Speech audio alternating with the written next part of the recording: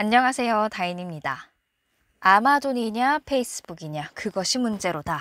디지털 광고 자금이 움직이고 있습니다. 어디로 움직이고 있을까요? 이 기사 통해서 같이 확인해 보시죠. 로프티라는 스마트 알람 시계 회사의 일례로 시작을 합니다. 이 로프티라는 회사가 지난해 연말 연휴 쇼핑 시즌이 5년 역사상 가장 바쁜 시즌이었다고 하는데요. 왜였을까요? 이 로프트의 CEO가 매우 중대한 결정을 하나 내렸기 때문이죠. 페이스북의 광고 지출을 줄이고 그 줄인 만큼 아마존에 투자한 거예요. 왜 이런 결정을 내렸냐? CEO 자신도 아마존을 통해서 많은 것들을 구매하는데 다른 사람들도 마찬가지다. 그러니까 아마존에 광고를 하는 게 맞다라고 판단을 했대요. 이렇게 아마존의 광고비를 늘리는 회사들은 비단 로프티뿐만이 아닙니다. 페이스북이 애플의 개인정보 보호 강화로 인해서 타겟팅 광고에 큰 타격을 입었잖아요. 그래서 이 업체들도 페이스북보다는 다른 광고를 할 수 있는 곳들을 찾아다니고 있는데 아마존이 그중 떠오르는 별이에요. 1년 전까지만 해도 아마존은 광고 매출에 대해서 공개하지 않았습니다. 그런데 이번에 이제 공개를 했는데요. 연간 기준으로 380억 달러를 벌어들이는 사업부라고 해요. 4분기 매출을 보면 이 광고 사업으로 116억 달러를 벌어들였는데 전년 동기 대비 19% 성장한 수준이라고 합니다. 같은 시기 메타는 4분기 광고 매출이 322억 달러로 전년 동기 대비 4%가량 하락을 했고요. 그리고 3개 분기 연속 전년 동기 대비 하락세를 이어갔는데요. 구글도 디지털 광고를 하고 있죠. 구글은 애플의 iOS 정책 업데이트에는 페이스북보다는 영향을 덜 받았지만 그래도 경제성장 둔화로 기업들이 광고비를 줄이는 이런 영향은 받아서 4분기 매출이 760억 달러, 광고 매출이요. 760억 달러로 전년 동기 대비 1% 성장하는데 그쳤다고 합니다. 아마존과 메타의 지난해 광고 매출 여기 잘 정리가 되어 있습니다. 전년 동기 대비 성장률인데요. 아마존입니다. 23%, 17%, 25%, 19% 가까이 이렇게 크게 오르고 있는 반면 메타의 광고 매출은 전년 동기 대비 1분기에는 올랐는데 2분기, 3분기, 4분기 계속해서 하락하고 있죠.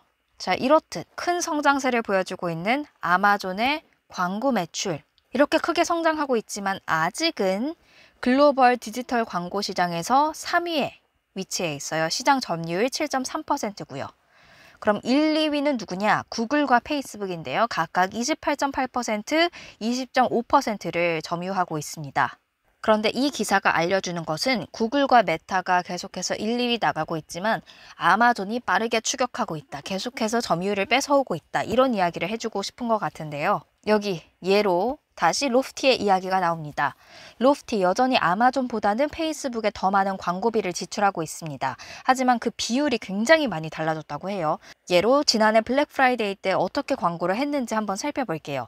광고비 지출 100% 중에서 아마존에 대한 광고 지출이 2021년에 0%였다면 2022년에는 10%로 올랐습니다. 그리고 페이스북, 인스타그램 이렇게 메타에 대한 광고비 지출은 전체 71% 2021년에 했다면 그게 40%로 지난해에는 줄었다고 해요. 그러면 이 줄어든 만큼 어디로 갔느냐? 바로 구글에 대한 광고비 지출을 늘린 건데요. 2021년에 29%를 구글에 했다면 지난해에는 50%를 구글에 넣었다고 해요.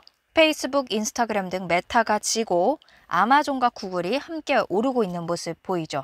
사람들이 왜 페이스북, 인스타그램에서 멀어지고 아마존, 구글로 가는 걸까요? 가장 큰 이유는 애플의 개인정보 보호 강화 정책입니다. 그 iOS 업데이트가 시행이 되면서 더 이상 타겟팅 광고가 이전만큼 쉽지 않아요. 그렇기 때문에 타겟팅 광고로 돈을 벌었던 페이스북이 더 이상 빛을 볼 수가 없게 되는 거죠. 반면에 아마존과 구글은 자체 검색이라는 게 있잖아요. 아마존에서는 사고 싶은 물품을 검색하게 되고 구글에서는 자신이 관심 있는 것들을 검색하게 되고 이런 검색 베이스를 갖고 있는 플랫폼에 광고를 하는 것이 오히려 더 효과적이라는 거죠.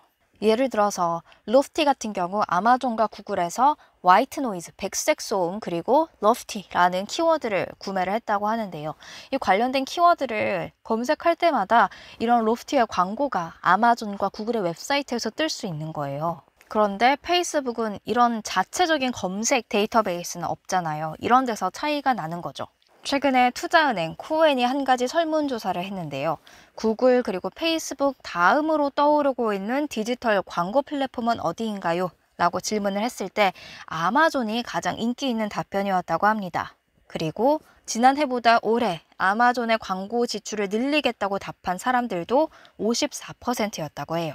페이스북 여전히 디지털 광고 업계에서 영향력이 큰 플랫폼이기는 하지만 그 영향력 계속해서 줄어들고 있고요. 대신 구글이 수혜를 입고 있고 그리고 아마존이 떠오르는 별로 빠르게 치고 나가고 있는 거죠. 그런데 이렇게 광고를 하는 업체들 입장에서 아마존에 의존하는 것이 100% 득은 아닙니다.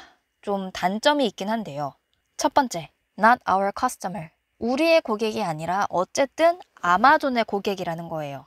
아마존에서 검색을 해서 내가 로프티 제품을 구매한다 하더라도 아마존은 이 고객에 대한 정보를 로프티에 넘기지 않는데요.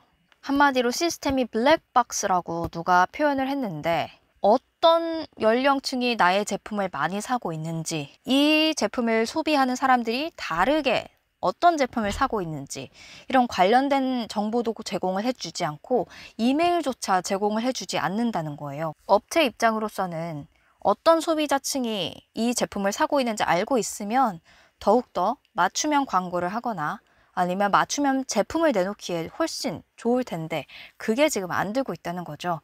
결국에는 아마존의 고객이라는 거예요. 역으로 아마존은 이런 정보들을 갖고 있겠죠. 어떤 연령층이 무엇을 구매하고 있고 어떤 것을 선호하고 있고 이런 모든 정보들이요. 이런 정보를 토대로 PB 브랜드를 내놓는다면 업체들 입장에서는 당연히 기울어진 운동장에서 지금 경쟁을 하고 있는 꼴이 되는 거죠. 두 번째 단점. 마케팅 기술 회사 미막의 CEO가 말한 단점인데요. 아마존에 광고하는 거는 꽤 많은 비용이 든다라는 거예요. 메타. 그러니까 페이스북이랑 인스타그램에 광고를 한다 했을 때 정말 그냥 순수하게 광고비만 나간대요. 반면 아마존에서 광고를 하려면요. 광고비 외에도 마치 내가 그 플랫폼에 제품을 올려놓는 것이기 때문에 그런 비용도 또 따로 들고요. 아마존의 물류 창고에 해당 제품들을 이렇게 쌓아놓을 공간을 마련하는 그런 비용도 또 따로 든다고 합니다. 메타의 페이스북과 인스타그램에서 광고할 때는 내가 직접 소비자에게 보내주는 것이기 때문에 소비자의 연령층이라던가 관련된 정보들을 내가 확인할 수 있었고 그리고 이런 물류 창고에 쌓아둘 필요도 없죠. 내가 직접 보내주는 거니까요. 순수하게 정말 광고비만 들었는데 아마존에 광고를 할 경우 그런 소비자에 대한 정보를 얻을 수 없을 뿐더러 다른 부가적인 비용이 발생을 한다는 겁니다. 그럼에도 불구하고 아마존이 미국의 소비망을 꽉 잡고 있고 그리고 떠오르는 광고계의 샛별이기 때문에 여기에 광고를 하지 않는 것은 시장 점유율을 잃는 것과도 같다라고 이커머스 마케팅 회사 누앙스드 미디어의 CEO가 말을 했는데요. 페이스북이나 구글이나 광고 매출 비중이 큰 회사들이기 때문에 아마존이 이 회사들의 시장 점유율을 어디까지 갖고 올 수 있는가 이 부분도 지켜볼 포인트인 것 같고요. 페이스북의 광고 매출은 어느 수준에서 하락세를 멈출 것인가 이 부분도 굉장히 지켜볼 포인트인 것 같습니다. 업체들 입장에서 장기적으로 봤을 때는 지는 게임일 수도 있는데 아마존에 광고를 하는 게 그래도 당장으로서는 돈을 벌어다 주니 어쩔 수 없는 선택을 하는 게 참 안타까운 것 같기는 합니다. 아마존도 계속해서 소비자, 그러니까 업체들을 잘 끌어놓으려면 뭔가 방도를 내놔야 할 것 같아 보이는데요. 그럼 오늘 이 기사는 여기서 마치도록 하겠습니다. 감사합니다.